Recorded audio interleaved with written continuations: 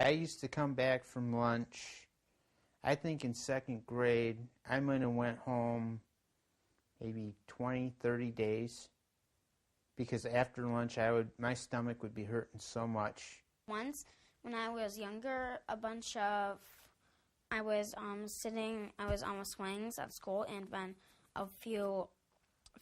some fourth graders, some fourth grade girls started twisting me around on the swing, so it was like on trying to go around and started spinning, and I got dizzy. I couldn't go through class for the rest of the day. As soon as they know you're not coming back, you're just more of a target the next day. I've been bullied actually another time, but I don't want to go into details, and that made me feel angry. Very, very angry. Heat was building up inside me, and it was like there was a dragon inside of me, making it all fiery, and it just made me mad, and like that. Yeah. That's how I feel. I sometimes have flashbacks of how angry I got. I just randomly cuss, swear, and I got angry, and I did stupid things.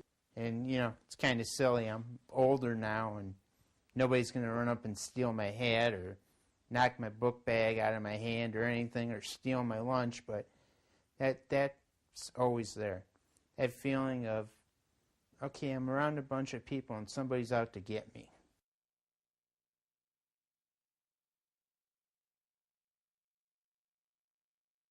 So I'd like to talk about some statistics regarding children who have ASD and bullies. There have been a number of studies on this. One study revealed that 22 out of 22 children with ASD, ages 11 to 19, reported that their children were being victimized. When I say victimized, I'm not just talking about teasing. I'm talking about serious victimization. Now, if 22 out of 22 children, if that's reported, then we have a real problem with our population and bullying. The average victimization was 1.25 times a week. That could be being locked in a locker, being beat up. I mean, once a week to have to deal with that, can you imagine? It's horrible. 23% of the parents in that same study reported 2 or more times victimization per week. Another study found 400 parents of children with ASD, ages ranging from 4 to 17, 94% of those children had been bullied or victimized. And I tend to think it might even be higher than 94%. And not surprisingly, children with ASD are 4 times more likely than their peers to be bullied at school.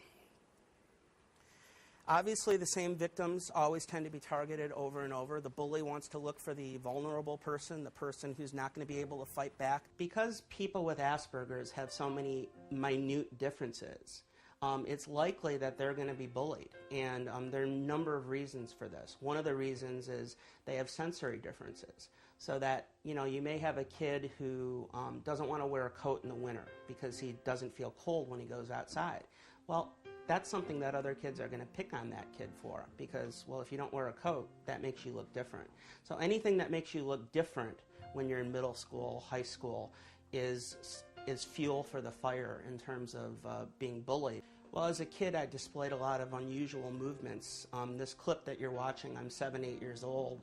Even at that age, I still displayed a lot of inappropriate behaviors in public, like flapping and jumping. I don't think they're necessarily inappropriate in private, because I think that's a way a lot of people can let off steam or stay regulated. But even at 7, 8 years old, I was flapping, jumping, and kids will notice that. If a kid